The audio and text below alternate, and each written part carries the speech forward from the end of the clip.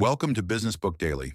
Today I'm breaking down a book about testing business ideas, reducing risk, and why teams should stop treating guesses like facts. I'll cover the big idea, the practical business lesson, and 3 sharp insights you can use right away. Let's get into it. But first, a word from our sponsor. Want to sell more without adding fixed payroll? A lot of smart operators hire commission-only reps, experienced sellers who get paid only when they produce results.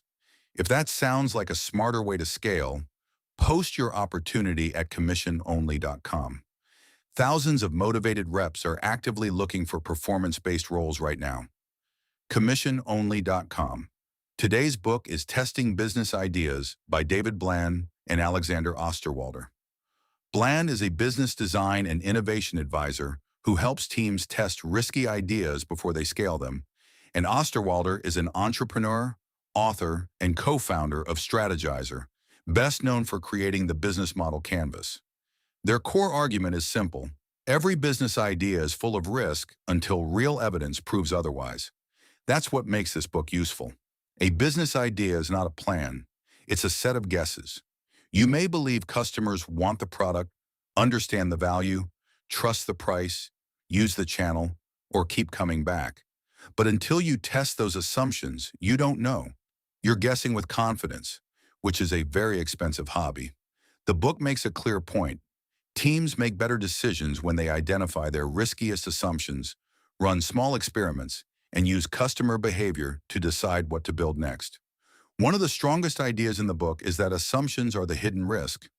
Every business idea depends on assumptions about customers, value, price, demand, delivery, and revenue.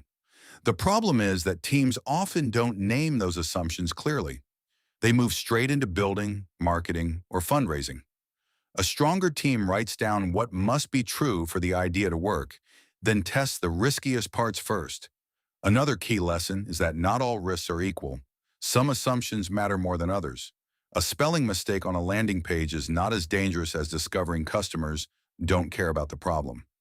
Teams should focus first on assumptions that could kill the idea. That keeps testing useful instead of turning it into busy work. The book also explains that experiments create evidence. Good experiments are designed to learn something specific. They might include interviews, landing pages, prototypes, concierge tests, fake door tests, pre-orders, pricing tests, or usability tests. The goal isn't to prove the team was right. The goal is to find out what customers actually do. There's also a useful lesson about customer behavior. People often say they like an idea, but behavior tells a clearer story. Did they sign up? Did they pay? Did they use the product? Did they come back? Did they recommend it? Strong evidence comes from real action because action shows commitment. Another important idea is that testing helps teams decide what to change. The point isn't just collecting data, it's making better decisions. After an experiment, the team should decide whether to continue, adjust, pause, or stop. Testing works best when it creates a clear loop: assumption, experiment, evidence, decision. So how do you apply this? Start by writing down the assumptions behind your idea. Don't only describe the product. List what has to be true for the business to work. Customers must have the problem. They must care enough to act. They must understand your offer. They must be willing to pay. You must be able to reach them, serve them, and make the economics work. Next, rank those assumptions by risk. Ask which ones could destroy the idea if they're wrong.